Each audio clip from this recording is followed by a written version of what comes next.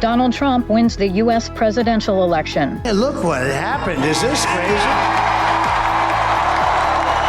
A look at how he did it. It was kind of what you would expect if you sort of had your eyes focused on the influences that matter consistently year in and year out in determining presidential election. Today is Wednesday, November 6th, and this is The Issue from VOA. I'm Scott Walterman. And I'm Lori London. Frankly, this was, I believe, the greatest political movement of all time. There's never been anything like this in this country and maybe beyond. Donald Trump was elected the 47th president of the United States on Wednesday, an extraordinary comeback for a former president who refused to accept defeat 4 years ago. Let's get some details on the win now from VOA's Carolyn Pursuti in Palm Beach, Florida. The next president of the United States is a familiar one. I want to thank the American people for the extraordinary honor of being elected your 47th president and your 45th president. Former President Donald Trump waited more than 7 hours after the polls closed on the East Coast to address his followers. It's time to put the divisions of the past 4 years behind us. It's time to unite. Supporters were always confident, despite polls showing a razor-thin difference between Trump and Vice President Kamala Harris. Steve McGuire's wife made 10,000 calls for Trump during the campaign. I think a lot of people are just tired of what's going on in the country. Just everything's up. Food, fuel, housing. Aaliyah Weber is from Florida. I liked the 4 years we had under Trump prior, and I'm hoping we can get back to that. After Trump achieved the required 270 electoral votes, the red wave continued in the U.S. Senate as the Republicans took the majority. It's been a brutally long campaign, with Trump surviving 2 assassination attempts. A bullet in July grazed his ear, leaving an iconic image of the presidential candidate mouthing, "Fight, fight, fight." Renee White was sitting behind him that day in Butler, Pennsylvania, and she was in West Palm Beach election night. She says Trump needs to keep that attitude these next 4 years. I don't think it's going to be easy. You have to keep fighting. It's almost as if this crowd knew from the beginning that their man would win again. These are the hats that were given out as people walked into this election night party. On the back, Trump, with 45 and 47 written on the side. Carolyn Pursuti, VOA News, West Palm Beach, Florida. So it was a convincing win. He not only won all of the swing states, he won the popular vote, Lori. Interesting, because everybody said the polls were so tight and it was so close, and then we heard others late in the game saying she's going to win by a landslide. Look at the crowds, look at the lines, the young people, the women, and it really wasn't even as close as the polls said. So it was sort of a bit of a surprise all the way around. Traditionally, polling has underestimated Donald Trump's turnouts. Indeed, indeed. Well, let's get some clarity on how people voted and why. Joining us now is Professor John Mark Hansen, who teaches political science at the University of Chicago. So, first of all, thank you so much for being with us today. Yeah, I'm happy to do it. What's your big overall impression of the election results? My overall impression result is that it was kind of what you would expect if you sort of had your eyes focused on the influences that matter consistently year in and year out on in determining presidential elections and determining vote choice. That it was basically a referendum on the performance of the incumbent in office, and the hopes that the deficiencies of the Republican candidate would counterbalance that in voters' minds. I think those hopes did not come to pass. The economy obviously was a big issue for a lot of people, despite the fact that we've had incredibly good numbers when it comes to unemployment, when it comes to GDP, when it comes to the stock market. The economy has numerous reports, that the Wall Street Journal was saying, the U.S. economy is the envy of the world. But people apparently were not feeling that. Is that something that could have been different as far as messaging goes, or was that just something that was built in that wasn't going to change because people just were not remembering what it was like prior to this economy? Well, the evidence we have on the impact of economic conditions and the effect that they have on the outcomes suggests that voters are extremely myopic. They're looking at current conditions, where current is maybe as long as a year, but no more than that. What's odd about it is that inflation comes up so often. I mean, prices remain high. That's what you have when you have a bout of inflation. But inflation is, down to, higher than it had been previous to 2022, but still, in the ballpark of the previous experience. As one who came of age during the Carter administration, I remember inflation and inflation that endures. So the electorate is quite myopic.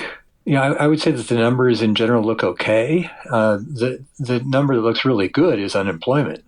Lowest unemployment for a very, very long time, which is a reflection of the kind of job growth we've seen coming out of the COVID crisis.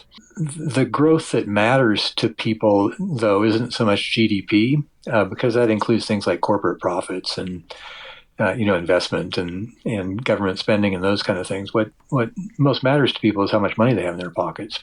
And then I would say the latest estimates we have of that, which are from the Bureau of Economic Analysis and the Commerce Department, the third quarter estimates just came out, and it showed that it's about 2.6%, which I would say is okay. It's a little below average for presidential election years, but it's kind of in the ballpark. So, does that mean that people's perceptions are wrong? I mean, it may be people's perceptions are still sort of catching up to reality. That's one possibility, is that the perceptions are not created every day anew in the morning. You wake up and say, well, how are economic conditions affecting me? But rather you sort of go to bed grumpy saying, we've been through a bad run, and then tomorrow if it's a little better, it's not like you completely throw that old experience out. The other thing I would point out is that there have been previous instances where people have said that the electorate has had a more sour view of the economy than was justified by the numbers. Those were in 1992 when the first George Bush was running against Bill Clinton, who memorably used a slogan in his campaign headquarters, it's the economy, stupid, and really, really focused on the economy. And the other time was in 2000 when the economy in the last year of the Bill Clinton administration was actually pretty good, but it didn't help Gore in the way that you would have expected it would have helped him. Although he did, of course, win the popular vote. I guess what I would ultimately say about all of it is that the economy matters a lot to people and to the outcomes, but there's still a fairly broad range of possible outcomes, even with the economy and the state that it's in. And that range is influenced not just about what the state of the economy is, but other things that are on voters' minds. The thing that's been most concerning to me has been, over the course of this campaign, has been the low approval rating for Joe Biden, the low job approval rating. It's the most recent number from Gallup is 41. It's between 38 and 40 in the aggregators' assessments. And that's, and he also has, according to Gallup, 56% disapproval. And when presidents have that kind of sour an evaluation of their performance, it's virtually impossible for the incumbent party to win the next election. Well, you saw her numbers. I mean, I think some of it is reflective of the economy and some of it is reflective of the perception of the job performance. But NBC did release their exit polling data. 78% of black men supported Vice President Harris, but 90% cast their ballots for Joe Biden in 2020, black men. 54% of female voters cast their ballots for Harris, but he got 57%. Biden got 57% in 2020. Latinos also down for Harris, 54%. Of Latino men backing Trump in this election. That's up from 36% in 2020. Young voters, 18 to 29, supported Harris over Trump by 13 points. She got 55% of those voters. Trump got 42, again below Biden's performance in that age group 4 years ago. Yeah. People are talking realignment, but it's not really realignment, is it? It is job performance and perception. Well, yeah. I mean, one interpretation of that is we're seeing these sort of micro segments swing in the same way that everybody else swings. Let me just give you an example of the way that happens. There's been all this talk about the way that Catholics have become more Republican over the years. And yes, they've become more Republican over the years, but they're still more Democratic than Protestants are. And Protestants have also become more Republican over the years. Yeah. And Jews have also become more Republican over the years. So all that is to say that there are a bunch of forces out there that are affecting everybody. These economic conditions are one piece of that. And we've also seen coming into this election that the long-term decline in Democratic partisan identification has continued through the Trump years, and the increase in Republican partisan identification has increased through the Trump years. And so those are kind of three factors that were certainly moving against the Democrats this year. It seemed like there was a lot of talk about women taking this over the finish line, and Gen Z voters. They had concerns about women's issues, women's reproductive rights, and of course, young people, a lot of the issues that they care about, including climate. And it seemed like we saw such long lines and so many young people and so many women and so many big crowds that it was sort of like a mirage almost for Harris. Well, I was certainly hearing about that from people locally. Let me maybe sort of back up and sort of give you an overview about what the political science research would say are the kind of year in and year out influences on presidential elections. So one are certainly evaluations of the president's performance in office, and that's kind of encompassing of the effect of economic conditions. So voters reward the incumbent's party for good conditions and punish it for poor conditions. And you certainly see that at the extreme. Jimmy Carter in 1980, no question of it, he was going to lose in those conditions. This year we're somewhere in between that. A second performance kind of issue is performance in kind of war and peace kinds of issues.